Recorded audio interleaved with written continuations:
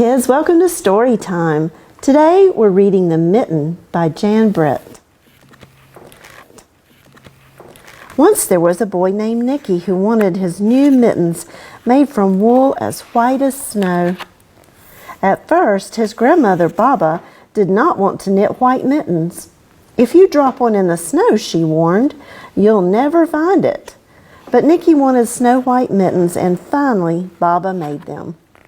After she finished, she said, "When you come home, first I will look to see if you are safe and sound, but then I will look to see if you still have your snow white mittens." So off Nicky went, and it wasn't long until one of his new mittens dropped in the snow and was left behind.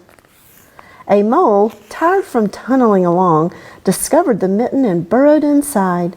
It was cozy and warm and just the right size, so he decided to stay. A snowshoe rabbit came hopping by. He stopped for a moment to admire his winter coat. It was then that he saw the mitten, and he wiggled in, feet first. The mole didn't think there was room for both of them, but when he saw the rabbit's big kickers, he moved over. Next, a hedgehog came snuffling along. Having spent the day looking under wet leaves for things to eat, he decided to move into the mitten and warm himself. The mole and the rabbit were bumped and jostled, but not being ones to argue with someone covered with prickles, they made room.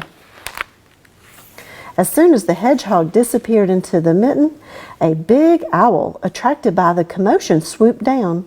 When he decided to move in also, the mole, the rabbit, and the hedgehog grumbled. But when they saw the owl's glinty talons, they quickly let him in. Up through the snow appeared a badger. He eyed the mitten and began to climb in. The mole, the rabbit, the hedgehog, and the owl were not pleased. There was no room left, but when they saw his diggers, they gave him the thumb.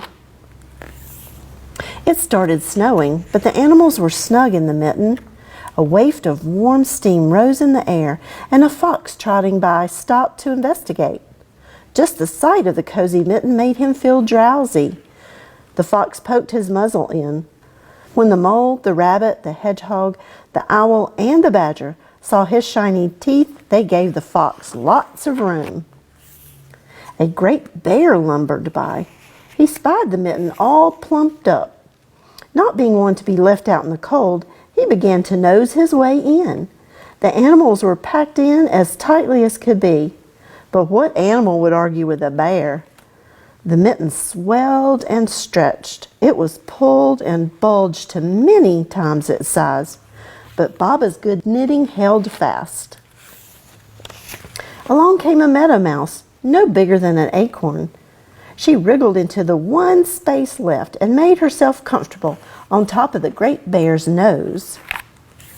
The bear, tickled by the mouse's whiskers, gave an enormous sneeze. Ah-choo! The force of the sneeze shot the mitten up into the sky and scattered the animals in all directions. On his way home, Nicky saw a white shape in the distance.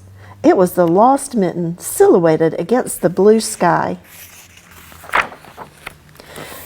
As he ran to catch his snow white mitten, he saw Baba's face in the window. First, she looked to see if he was safe and sound, and then she saw that he still had his new mittens.